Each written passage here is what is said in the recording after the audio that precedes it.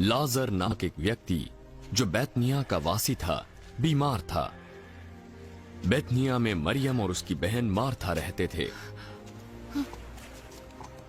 ये वही मरियम थी जिसने प्रभु पर इत्र डालकर उसके पांवों को अपने बालों से पोंछा था।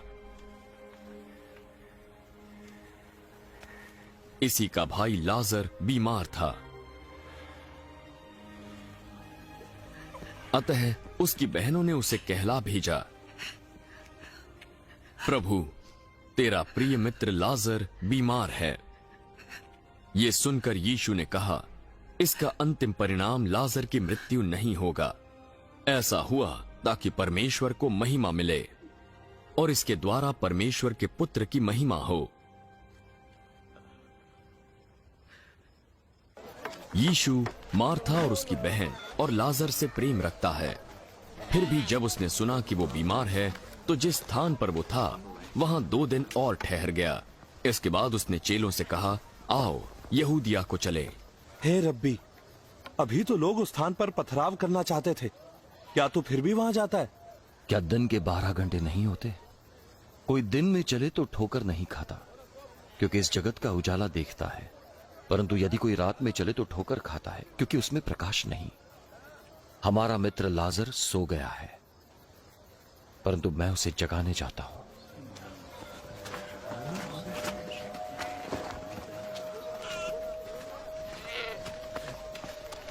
अगर वो सो गया है प्रभु, तो वो स्वस्थ हो जाएगा। यीशु ने उसकी मृत्यु के विषय में कहा था, पर वे समझे वो नींद में सो रहा है। तो यीशु ने साफ साफ कह दिया, लाजर मर गया और मैं तुम्हारे कारण आनंदित हूं कि मैं वहां न था, जिससे तुम विश्वास करो। चलो हम उसके पास चले। तब थोमा, जिसे जुड़वा कहते थे, साथी चेलों से बोला, चलो हम सब रब्बी के संग चलें, ताकि उसके साथ मर जाएं। वहां पहुंचने पर यीशु को यह मालूम हुआ कि लाजर को कब्र में रखे 4 दिन हो चुके हैं। बैतनिया यरूशलेम के समीप कोई 2 मील की दूरी पर था। बहुत से यहूदी मार्था और मरियम के पास उनके भाई की मृत्यु पर दिलासा देने आए थे। जब मार्था ने सुना कि यीशु आया है तो वो उससे मिलने गई, परंतु मरियम घर में बैठी रही। यदि तू यहाँ होता है प्रभु, तो मेरा भाई कभी न मरता। और अब भी मैं जानती हूँ कि जो कुछ तू परमेश्वर से मांगेगा वो तुझे देगा। तेरा भाई फिर जी उठेगा। मैं जानती हूँ कि अंतिम दिन वो जी उठेगा। पुनरुत्थान और जीवन मैं ही हूं। जो कोई मुझ पर विश्वास करता है, वो यदि मर भी जाए तो भी जिएगा। जो कोई जीवित है और मुझ पर विश्वास करता है, वो कभी न मरेगा। क्या तू विश्वास करती है?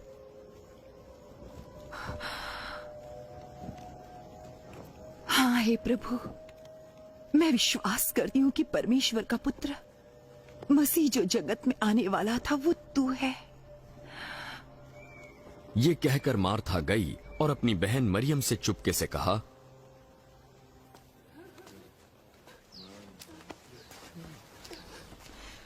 गुरु यहाँ है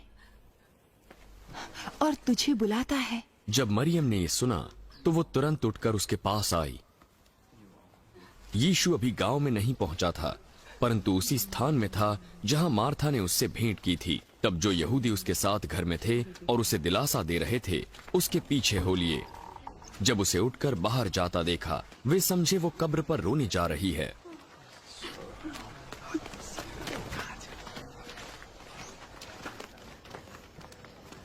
जब मरियम यीशु के पास पहुंची तो उसे देखते ही उसके पांव पर गिर पड़ी।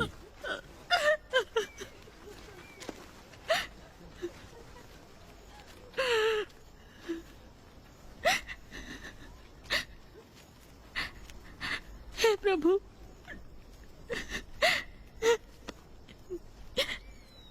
यदि तू यहाँ होता तो मेरा भाई कभी न मरता।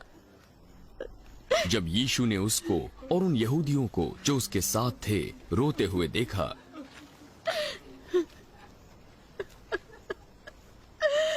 तो आत्मा में बहुत ही उदास और व्याकुल हुआ।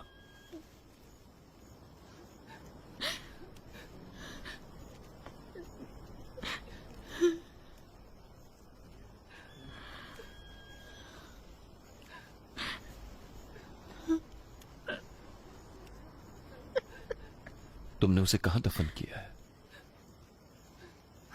चलकर देख ले प्रभु।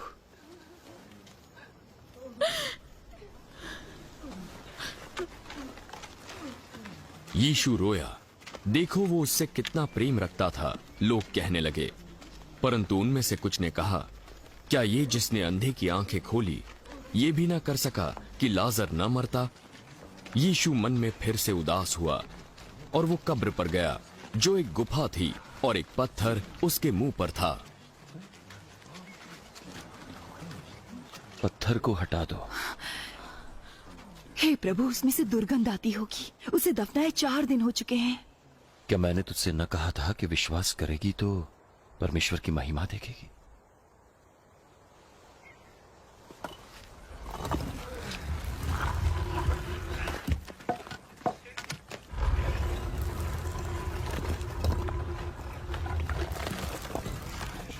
तब उन्होंने पत्थर को हटाया।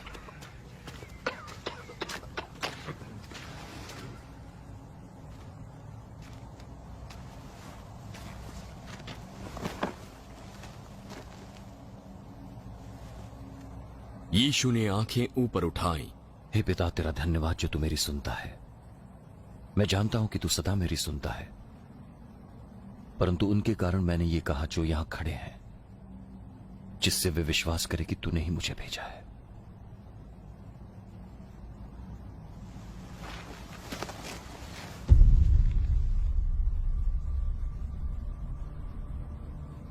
ये कहकर वो ऊंची आवाज में पुकार उठा, लाजर, बाहर आ जा।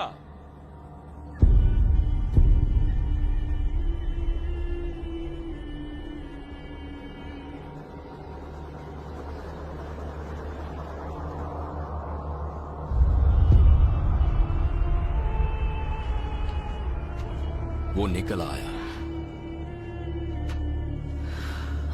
उसके हाथ पांव कफन में लिपटे हुए थे और मुंह अंगोछे से लिपटा हुआ था।